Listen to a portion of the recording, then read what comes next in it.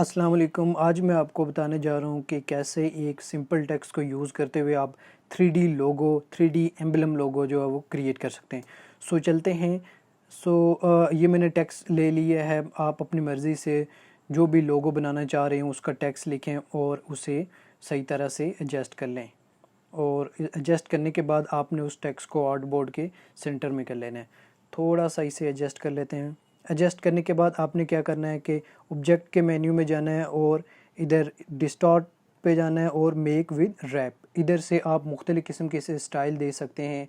जो स्टाइल आपको पसंद आए आप उसी में वो लोगो क्रिएट कर सकते हैं। इधर से आप इसकी वैल्यू चेंज कर सकते हैं। इस टाइम मैं आर्क रख रहा हूँ और इसकी जो वैल्यू है यानी कि जो बेंड है वो मैं रख रहा हूँ 26 और ओके प्रेस कर दिया।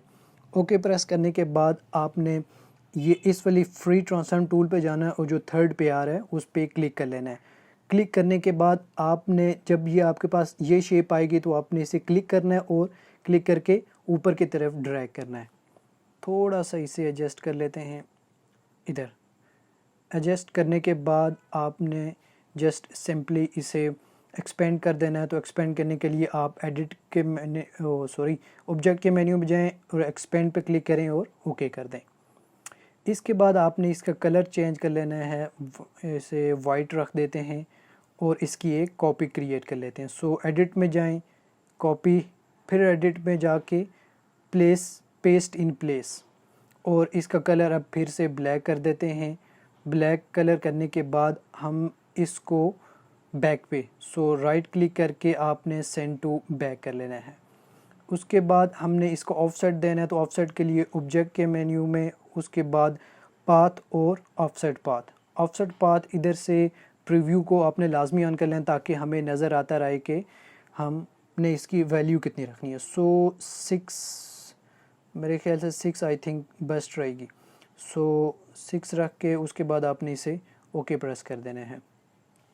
ओके प्रेस करने के बाद आपने बैक वाली लेयर को सिलेक्ट करना है और इसे अनग्रुप करना है और देन इसे यूनाइट कर देना है पाथ फाइंडर के टैब से। अगर आप समटाइम ऐसा होता है कि पाथ फाइंडर नहीं मिल रहा होता तो आपने विंडो के मेन्यू में जाना है और इधर आके आपने ये वाला इसे सिलेक्ट कर लेना है। शिफ्ट कंट्रोल F9 से भी ये आ सकता है। उसके बाद आपने क्या करना है कि जो बैक वाली लेयर है उसे सिलेक्ट करना है।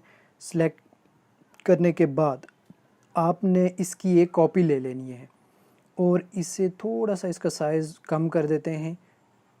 साइज़ इतना ठीक है। साइज़ कम करने के बाद आपने पेन टूल के थ्रू इन दोनों ऑब्जेक्ट के ऊपर एक शेप ड्रा करनी है। पेन टूल के लिए आपने जाना है, ये पेन टूल क्लिक किया और इस एंकर पॉइंट पर क्लिक किया, एक इधर क्लिक किया और आपने ऐसे करके सारा ऑब्जेक्ट को सिलेक्ट कर लेना है। ऑब्जेक्ट को सिलेक्ट करने के बाद ये हमने पूरा ऑब्जेक्ट सिलेक्ट कर लिया।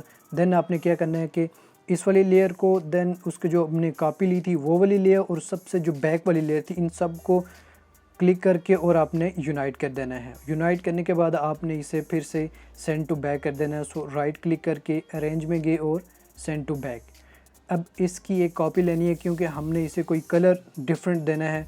तो इसके लिए एडिट में आएंगे, उसके बाद कॉपी, देन अगेन एडिट में पेस्ट इन प्लेस और इसका कलर मैं इधर से येलो रख देता हूँ। कलर येलो रखने के बाद ओके प्रेस कर देना है और इस येलो कलर को बैक पे लेके जाना है। Arrange and send to back. अब ये प्रोमिनेंट नज़र आने के लिए हम क्या करेंगे कि इसमें ऑफसेट ऐड करेंगे।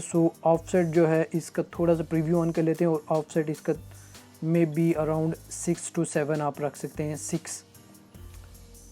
5 बेहतर नज़र आ रहा है। इसे ओके प्रेस कर देते हैं। ये हमारा जो 3D एम्बलम लोगो था वो सिंपल टेक्स्ट को यूज़ करते हुए हमने 3D एम्बलम लोगो क्रिएट कर लिया है।